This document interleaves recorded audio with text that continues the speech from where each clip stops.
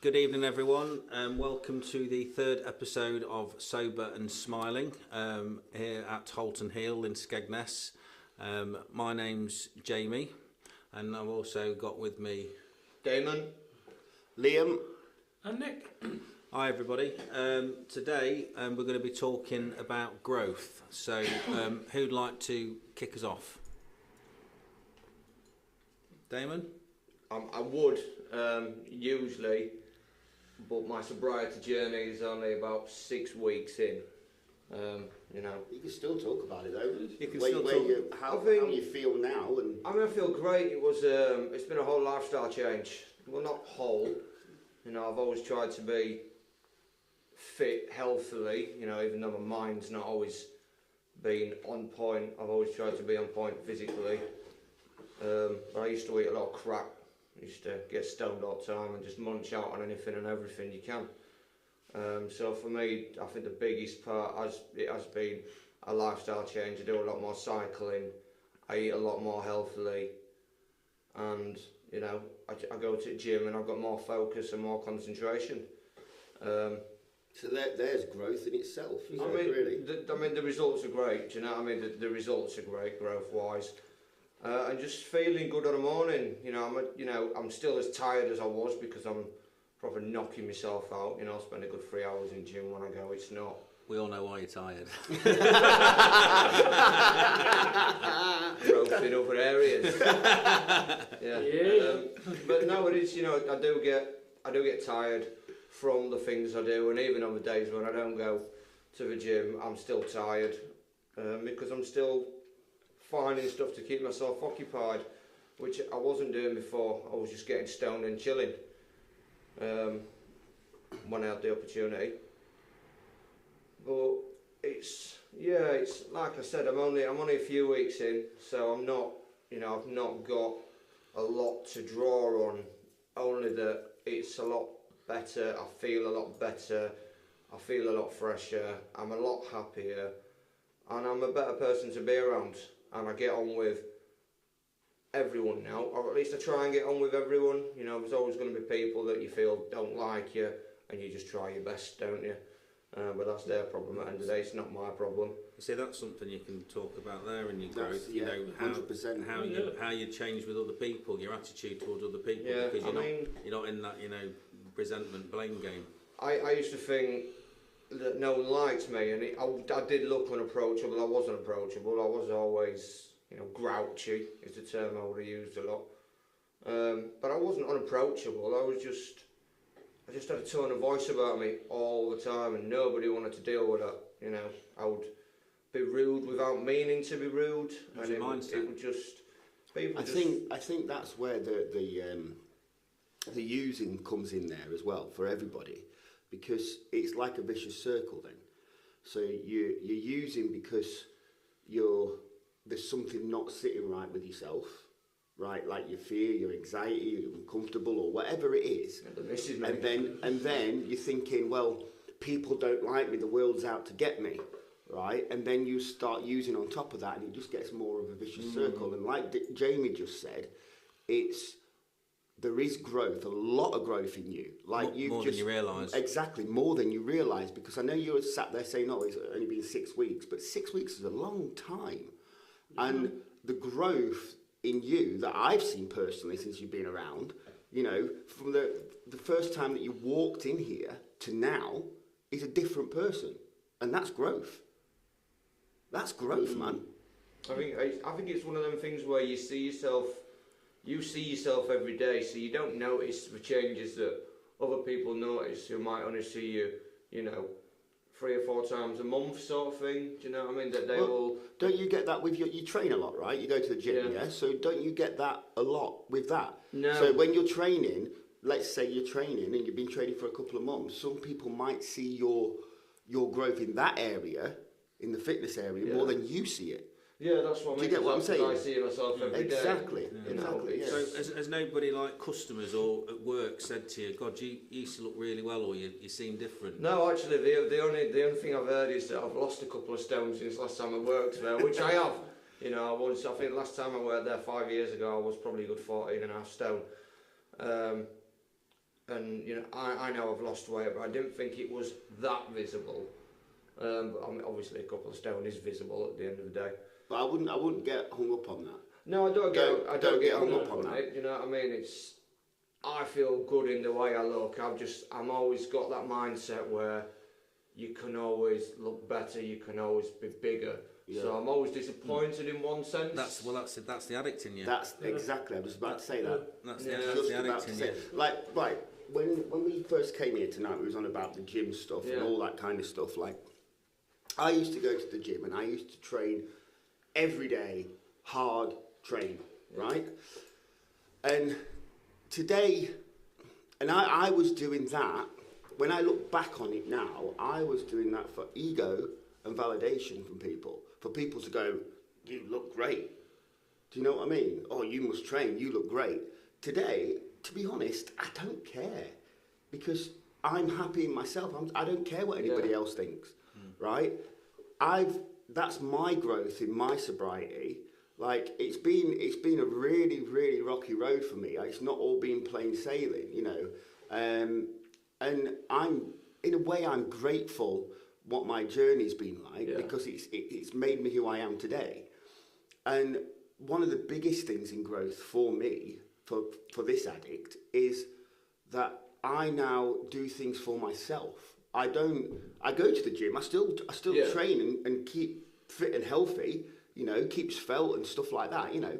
But it's like, I don't do it to wear tight t-shirts and walk about and look, people go, oh, you know, look at your muscles. I don't do it like that anymore. I do it for my mental health, I do it for my well-being, and I do it for me. I don't care what anybody else thinks, and that's the point I've got in my sobriety at the minute, is I'm doing it for me. I'm not doing it for my girlfriend, I'm not doing it for my friends, I'm not doing it for my mother, I'm not doing it for anybody else. And as soon as you hit that point, that's where the magic happens, I think. Yeah, I completely agree with you. That's exactly what I was going to say, because, you know, for me, I've been in rehab 4 times, and then the first time I came out, I did it for everybody else, didn't work, and then I've been in again, come out, tried to make everything look right on the outside, like my physical appearance, the watch, the car, the clothes. Exactly. It doesn't work, but it's like that again. That's validation. That's my ego. Yeah. So I wasn't, you know, although I was clean, I wasn't right in the head still, as I'm, you know, as far as I'm concerned. But this time round, I go to the gym, but you know, the difference is this time I've done it for me, and I'm you know, I am starting to, you know, see changes, but I'm not doing it for anybody else apart from me and my mental health. And once you start realising and putting yourself first before anybody else, and it does seem hard because we've always people pleased our whole life and never had any boundaries, once you do make that change and do it for you and not be cared about what other people think, that's when things do massively change. Yeah, I have noticed that, 100%. I think, you know, I think sometimes, I don't think I kid myself, you know, I do say it is good for my mental health. I do enjoy it. You know, it's not one of them things that feels like a chore ever. Even on days when I'm tired and I go, it doesn't feel like a chore because I enjoy it that much. It should not, in my eyes, going to a gym, right, is part of your lifestyle and recovery. It should never be a chore. It should be a lifestyle. It is. It's, you know. You know, you should get up in the morning, go to the gym, work out. It sets yourself up for the day mentally. Even if you do like bloody 10 minutes walking on the treadmill, you know, to some people that might seem, oh, what's he doing? But you've got up, you've got to the gym, and it's consistency, it's discipline. Yeah, and this is what I was saying. This is what I was saying to you the other day, because for me before in the past, I've tried to perfect everything. You know, go to the gym at 6 o'clock in the morning, go 5 days a week, and because of how my head goes, if that one day I don't go at 6 o'clock in the morning, I think, oh fuck it, I'll start again next week. Because I've set to a high expectation, so I do go to the gym now, but it's not, you know, military. It's like I'll go between a certain time and a certain time, and even if I don't want to go, even if I've just been and done 10 minutes lifting a few weights, I've been. Yeah, exactly. That's the difference, because again, I've said it can be like a coping mechanism, because we obsess over things. If you go to the gym too religiously, you know, at set time every single day, 5 days a week, and then you get a shoulder injury, it's not going to do your head any good, because it's turned into an obsession. Yeah. And like I say, we can turn anything into an obsession. I was like that with my... Sorry, Nick. I was like that with my Gratz list. right? I have a routine every single morning as part of my recovery, right? I get up at a certain time, and well, it changes sometimes now, but at the beginning it didn't, right? So I had it in my head when I first came into recovery, and I was doing all different meetings and meeting different people, and people were saying, oh, you need to do this way and this way and all that kind of stuff. I had it in my head that I had to get up at a certain time, get this GRAT list done. If I didn't do my GRAT list at a certain time, people would probably think I've relapsed, and it was like craziness, right? But you took it too far then. no, but that's what it gets like. The obsession. That's the obsession. That's the obsession. That is the obsession. And the perfectionist of it. Exactly. The perfectionist coming out So, of you. but now, today, now I've found my flow, and I've realised after a long road to where I am today, is I still get up, I still do my GRAT list, I still have my routine. I get up, do that list, go to the gym, have my coffee. I do all that, right? At least 4 times a week, right? But I don't go, oh, I've got to be up at 5 o'clock to do my GRAT list. Like, if I wake up at 6:30 and get out of bed and have my coffee and do my GRAT list, I'll do it. Like, the other week, I didn't send my GRAT list till 12:30 in the afternoon because I got up and I enjoyed the morning with my missus, and we did some other stuff, and we went out, and I came back and I said, oh, I'll just do my GRAT list now. That's the point it's got. As long as I do it before the day's out, that's it. Do you know what I mean? Because, like I say, if you do everything too military and try to perfect everything, and then something goes out of sync, like for me before in the past, I've said I've got to get up at 5:30. Have a coffee at 5:45, do my GRAT list at 6, and if any of those things fell out of sync, it would fuck my head up for the day. Because I thought my head's gone. That's it. And I'd write the day off. 100%. And it's to kind of put it into context for people that don't understand, if anyone's listening. If you've ever started a diet before on a Monday, and then you've messed up on that Monday, first thing you said you was going to start, and then you've ended up having a bacon and egg McMuffin, and you thought, oh fuck it, I'll start again next week. That's the exact mentality I'm on about, and that's how my brain works. I fucked up now, I'll start again next week. And that's what I mean, but next week never comes. Definitely. I'll stop. I'll start next week. And that's so it's about doing it, but not perfecting it, and doing it, and make sure you're doing it for the right reasons rather than doing it for validation and your ego and everything else. I think it's a big thing growing into your own sobriety. That is, it's a massive thing, and it doesn't. I don't know about you guys, but for me as an addict, when I first came into the rooms, I wanted it all straight away. Do you know what I mean? I wanted to be sober. I wanted to be healthy. I wanted to be looking good. And I wanted it. Quick fix. Oh yeah. But as I've been along, like I've said before, when I first started, I got like straight off the back. I got like, I think it was about 3 months sober, and then I dropped, and then I got like another 3 months, and then I dropped, and then I got like another 4 months, and then I dropped, and I had a massive binge. And then I come back, so I've been up and down, and down, because I wasn't stable. Do you know what I mean? Unmanageable. I hadn't grown into myself. I wasn't happy with myself, But now it's like it's a magical thing when you get to that point and you realise, I'm doing this for me. I'm not. Nobody else. To be quite frank, nobody else gives a shit. We think we do, but they don't, do they? Exactly. So there's no right or wrong way to doing it. It's your own way. Exactly. People can tell you which way to do it, It's but it doesn't work. Whatever works best for whatever you. works best for you. Yeah. I mean, I'm happy. It's just, for me, boredom's the big thing for me. I'm easily bored. So I know if I go spend 3 hours at the gym, I'm going to sleep when I get home. So that's going to kill another couple of hours. It's just a boredom. But But you grow out of that though, because I always used to feel bored and I didn't want to be on my own, but I actually love being on my own now. But in a way, if I get a few hours peace on my own, sat in my own company, I actually crave it. I love it. Where I think that's part of your growth in your journey, because you don't feel uncomfortable sat with yourself, don't you? At first, it was exactly like that for me, because like when I'd been on a session, I'd just lay in bed all day and just bum around and not do anything. And have a spoon and just feel all needy. Yeah, and be like, oh, yeah, that kind of thing. But today, if I want to lie in, I'll have a lie in. If I want to lay on the sofa all day, I'll lay on the sofa all day. If I want to go to the gym twice a day, I'll go to the gym twice a day. You know, there's no real Yeah, I still struggle. set thing. Sporadic. Yeah, sort of thing, yeah. I As still long struggle as- with the laying on the sofa. As thing. long as I Yeah. keep up here healthy, you know, then nothing's really shouldn't, you know, go wrong. You know, you work the program and keep your head healthy. You know, like you just mentioned the boredom thing. That's growth right there. You know, if you're sat bored, right? Normally, if you was bored, you think, fuck it, I'll have a spliff or whatever. Yeah, definitely. But now you just said, oh, I'll go to the gym and tire myself out. That's growth. That's massive growth. That's massive growth. I'd have had a spliff and still gone to the gym. So Well, it's the yeah, thing but with boredom that has is always growth. been, you That's know, growth. I need to be occupied. Do you know what I mean? I've got a lot less things to be resentful about and a lot less disappointments that I think about due to the sobriety and the things, you know, that or the things I've already worked through with Jamie.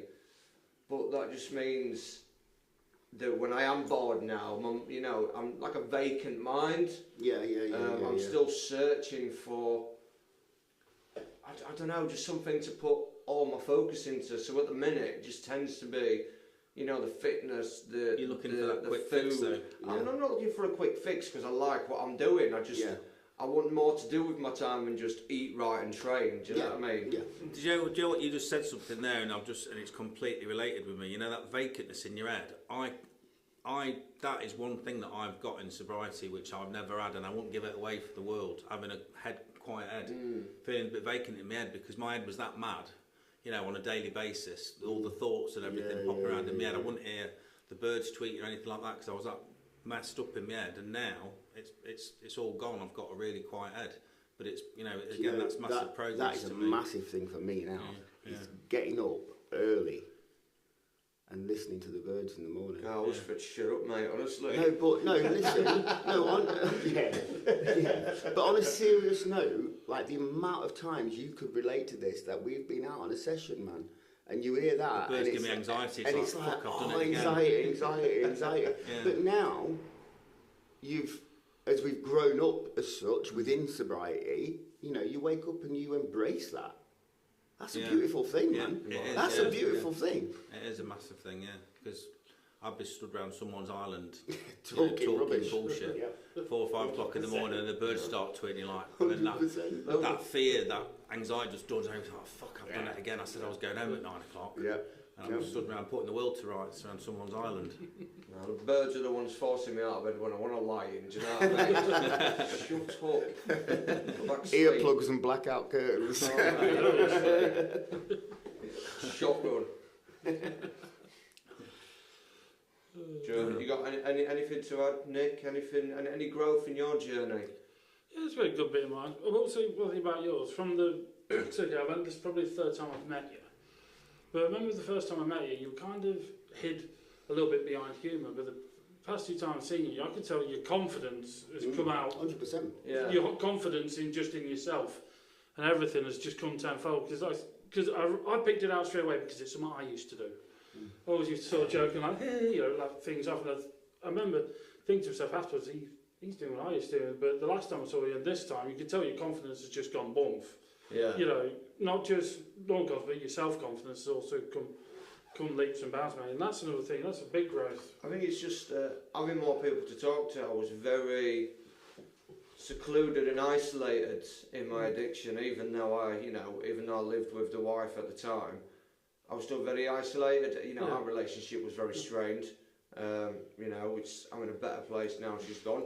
Like I said before, I wasn't to start with, but I am now. And I went back to work to gain some confidence. And I think for the first couple of weeks, even though I knew why I was there, I was still nervous about getting out there. I went because I said I'd go, and they were saying I'm going to do something, I'm going to do it. But I was still nervous about doing it. And I think, you know, people would try to talk to me in the first couple of days, and I'd be quiet. I'd, you know, sort of yes, no answers sort of thing, because I didn't feel comfortable in myself. Yeah. I had, you know, no reason not to be, really. You know, I'm there doing my job at the end of the day. I'm trying to make things better. I think after a couple of weeks, I just thought, you know, this is exactly how I remember it. It's busy. People want to talk to me. people do want to know how I am. They want to know what I've been doing for the last few years. And it's even if it's just a passing conversation while they're buying a drink, it's interest in any shape or form. And it's not necessarily validation. It's just something I've not had for so long that I forgot how to deal with it. Yeah, react to it. Because I was always angry when people did approach me, and I didn't want to be that person. I didn't want to serve someone who go, there you go, mate, there's your drink. It's just, but I didn't know how to be anything else. Because you're in your head. Yeah. And I can actually relate to that. I mean, for a long time, I was sort of person. I wouldn't say, like you said, you were grouchy. I mean, I was just sort of, people would try and approach me and talk to me, and I'd just be like, they'd get so, like, 2 or 3 sentences out of me, and that's it. I just did not care for people, because even though at the times I worked in pubs and that, and I could come across as the most loveliest person, but it was like all a facade.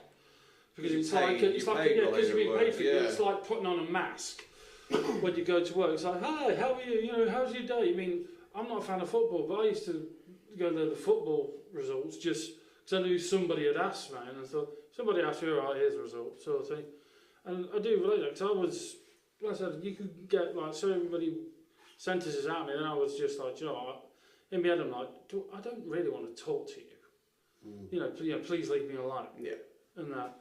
And that's, as part of my personal growth, that's something I've had to come out of. That you just said that was in your head, but what about, what's not in your head? What about inside here? Did you need conversation? Do you know what I mean? Do you think you needed someone to come and give you a chance to have a conversation and open up and be you and not your thoughts? Yeah, sometimes I did, to be fair to that. Because, like I said, it was, at that time, this was when my drink problem was really sort of going up and that. And sometimes, yeah, I did feel like talking, but it was always, I did feel like it at times, but as soon as I started talking, it's just, as you know, that old thinking. But you talk yourself out of it, don't you? Yeah, you talk yourself out. I was like, yeah. And if they didn't say something that interested me after a few lines, I'm like, no. Yeah. That was it. And then you're completely living in anxiety, thinking, what are you gonna, if they ask you this question, what are you gonna say back? And then your head just goes. No, definitely. Yeah, definitely. And that was part of my growth. So I've come out and I've actually, I talk to people a lot more, and I converse in conversation, and I don't feel like I have to be forcing it, I have to put it on or anything. And that's one part of my growth that I've come through. I mean, I'll be 6 years this year, and it's a heck of a trip. Because at one point I didn't think it was ever going to happen. That's how bad all my thinking was. And it's difficult to see 6 days while you're in it, Oh God, no. And I didn't mind convince myself in my own head that that's it. This was me forever. And that so to have all those thoughts gone, which I did sort a lot of my thinking out. Although mine came a little later, because when I first went in recovery, I would say the first year I did it, I winged it, because I didn't drink and I didn't do nothing. I didn't touch anything and that. But it was like I was just going to meetings, just kind of keeping people happy, just doing it, putting on the front. And I never took the whole thing seriously. It wasn't until about a year later when I actually took the programme seriously, and then I did all the steps and that with my sponsor, and then it forced me to sit back and have a look at myself, because I'd got myself to a point where I was ready to say, I'm jacking this in because it's not working, I'm getting nothing out of it. But then it's like my brain said to me, okay, you want to jack this in, okay, because you're getting nothing out of it. What have you put into it? Nothing. So what are you expecting to get out of it? Yeah, I think you've got to be prepared to do the work, and it's that quick fix that you always talk about, Jamie. You come through the door, and just because you're willing to accept you've got a problem and that you want to be sober, you want to feel like the next morning, like, right, I'm fixed because I've been to one meeting and I've not had a drink last night, and I've not had a spliff this morning, and and I would have done that yesterday. And it's not like that, because I can tell you now, for that first day, you're still thinking about that drink, you're still thinking about that spliff. I think the Say real up to 2 months I was still thinking about it. I think the real growth is realising that we will never get rid of that addictedness. It never goes. We will never ever, no matter how many meetings, how many years you've got under your belt, you know, you're only one bad day away from a relapse, Yeah. right? And I think the real growth is realising that that will never leave us, right? But we have to grow up as such and realise what we have to do to keep that monster at bay. Yeah. So we have to live a certain lifestyle. We have to do certain things, you know, and But that in itself, like you said, that can become an addiction. So if it, let's just say you woke up one morning, or you know, for a full day, and you didn't do your grats list that whole day, how would you feel? well, right now at the beginning, it had sent me off freaking killer, Yeah. like completely. But the point where I'm at now, Dave, and as I've grown into my sobriety and my journey, and you know the life that I lead now, is if I didn't do that, I would make sure I'd do it before my head hits the pillow. So if I'd have a massive busy day and I'd been off somewhere, right, even if it's like midnight, I'd get home and I'd make sure I'd do that, get them words on that paper before my head hits the pillow. Because that does well for me. That sits well with me. And that's my sobriety. That's all. I'm just trying to get to a point of, you know, can the rooms and the meetings and the selves become an addiction, an obsession? Can you take it too far with sobriety? You know, and I'm not talking about the whole not drinking, not doing drugs. I just mean, You can definitely. No, because you've got a good point. You have got a good Yes. point. I've done I will it. say flat out, yes. I've done it because I've done it too much and got bored of it. Yeah. I've done the it. thing is, as I see it, and I might get a lot of backlash from this, but as I see it, is there's only so long you can spend inside a room and reading out of a book. Right? Yes, the book has saved lives, and the book is an amazing book. But when you get out there in real life, it's a whole lot different because there's so many things that hit you and temptations and stuff like that. So you've got to be strong in yourself. You know, you've got to be grown up in yourself. Do you understand what I'm trying to say? Yeah. You know, it's not about going to a meetings and going home until the next meeting. Yeah. Because then you're not living you've your got life. no. That's where you then have got to realise that what is your sobriety? Who are you doing it for? You know, you've got to realise that I'm doing this for me now. So I'm going to go to this meeting. I'm going to listen to what people have said. I'm going to learn something. I'm going to go home. I'm going to get on with my life. I'm going to apply what I've learned and listened into my life, and basically, like, sobriety is to give you a life. Yeah. Sobriety I'll is go to with give that. you a life. And experience what's going on around you, rather than just exactly be in the middle of it. Exactly, that's what it's about. Is to give you the life back. You know. Yeah, I think that's definitely true. I'll definitely say, because as in the years I've been going to the meetings and that, yes, I agree, people can become addicted to it. And don't be wrong, if that's their thing, you know, more power to them. But I've had people who would do like 5-6 days a week meetings, one in the afternoon, one at night. And fair, if that's what they want to do, that's their thing, and I respect that. But that's almost to me that you're becoming too reliant on it. Yeah, And that's, exactly. Yeah. And like I said, I've gone through AA. I still go to the odd meetings and that, and I've still got full respect for AA. But there is people like it who they literally live and breathe by it. And fair dude, like I said, if that's what I'm doing, that's their thing. But for me personally, you have to have a life and you have to live. Yeah, there's got to be more than just the rooms. Yeah. You said though, you have to live in the real world because these things do come up. I mean, that's one of the things I had to learn when I first started really coming into like proper growth for me was actually, this is not a joke when I say this, but I actually lived with my parents till I was about 35. Hey, given the choice, mate, I still would. You know what I mean? If they pay the bills, I'm all for it. I literally lived with my parents till 35 and until I basically got booted out of the house. And that, which, this was at the height of me drinking, so, and I deserved it. I'm not going to say I didn't, because I did. I'd become too unmanageable. And at that point when I went into a flat, my brother moved in and that, and I had to, first time in my life, I'm having to deal with bills. You know, gas and electricity and buying my own shopping. And it was, Jesus, it was an absolute head wreck for a long time. I'm just getting amount of people in the supermarket, mate. I love shopping. I I love shopping. I listen, go you catch me early down in the morning, Morrison's. mate, I'm a- it's empty. I used to finish work at 5. Well, I still do. Finish work at 5 o'clock. I'll be in Morrison's. You know, where they're reducing the cooked chickens and fucking pies. I literally be there with my basket. Come on today. And these boys all talk about the gym, and I'm the worst example. But then again, I'm good in the gym because I'm great with that vending machine.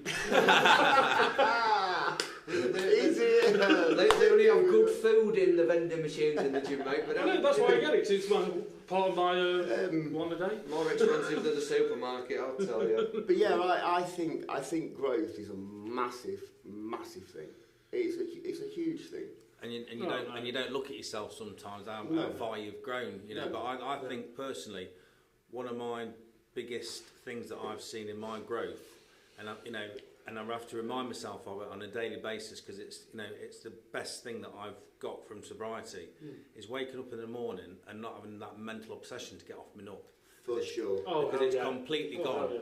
For sure. That has completely gone from me Yeah. now, and it's Yeah. such a wonderful feeling because I was constantly stuck in that cycle from the minute I woke up till the minute I went to sleep, where I was going to get my next bag from, when I was going to do it, and how I was going to do it, and then when I'd nearly run out, I'd be thinking I was going to get some more, and that was my cycle every single day. Yeah.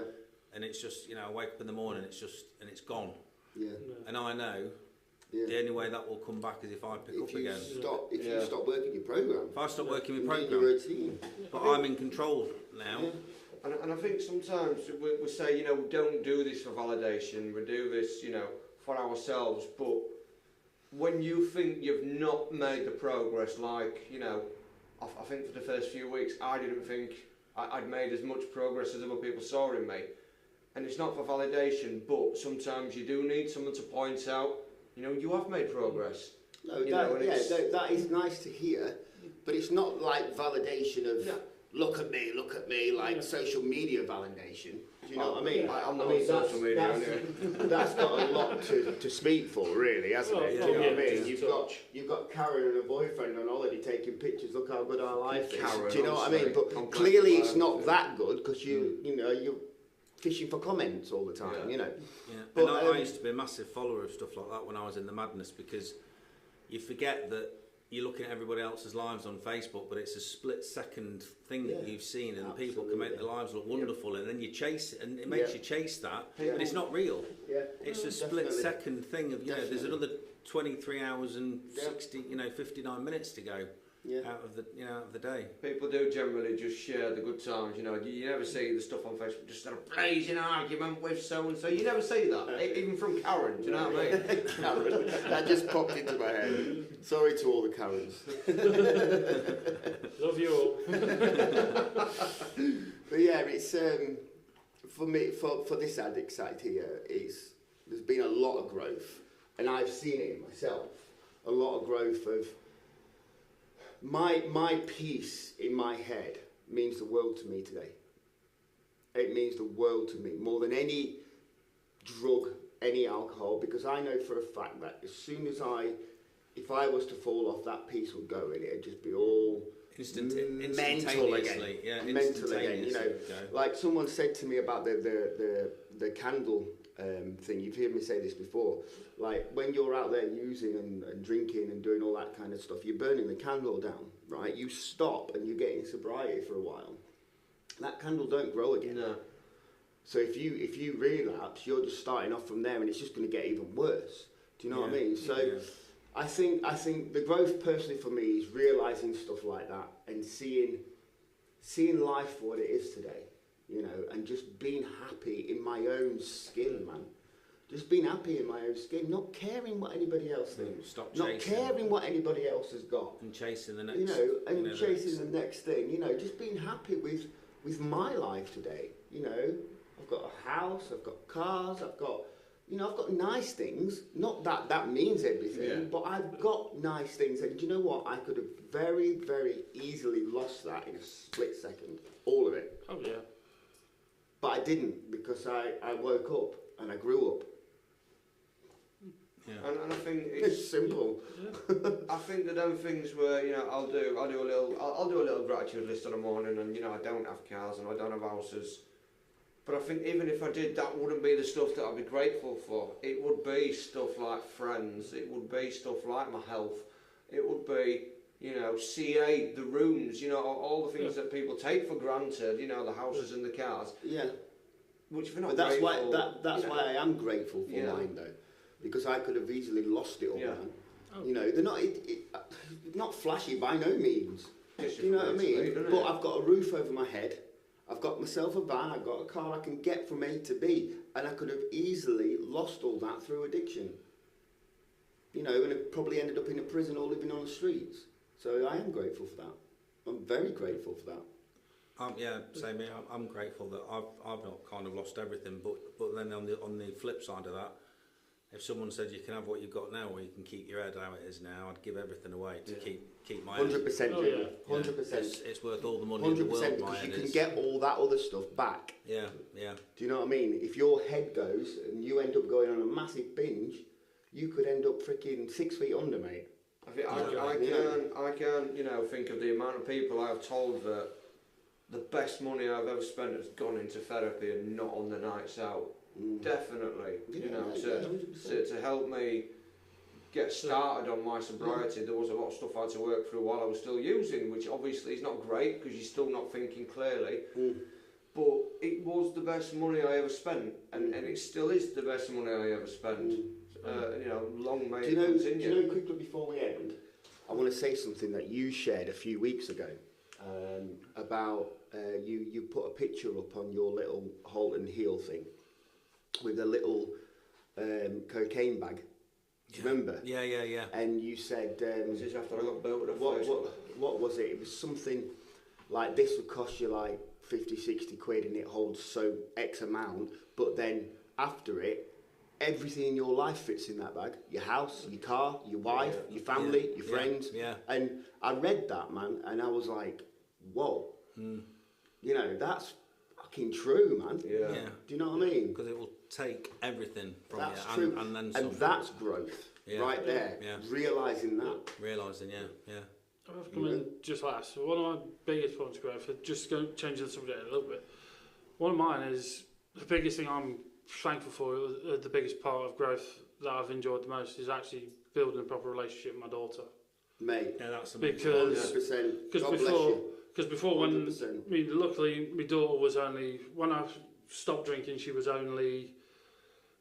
just under 2, so she doesn't remember, or she never really saw me drink or anything. But back then, when I meet up with her and me and mum split up, but we've always been amicable and that. And she always brings her over and that. And we spend time and that. And when I was like the drinker and that, I didn't want to do anything. It's not that I didn't love her. It's a case of I was always that hungover. I just didn't want it. But now the little part where she says, "Hi, Daddy," always comes to give me a big hug, and you know we go have a laugh, we go to cinema a lot because she loves going to watch films and that, and building a proper relationship with her, and Amazing. that has been That's my biggest amazing, growth and yeah. my biggest That's love. amazing. The biggest, if I'd say the one biggest thing I love that I've got out of sobriety in any form of growth is I've actually got a nice relationship with my daughter now. That's God amazing. bless you. Amazing. If you were drinking and you didn't have that relationship, you can guarantee you wouldn't be blaming yourself. No, hell no.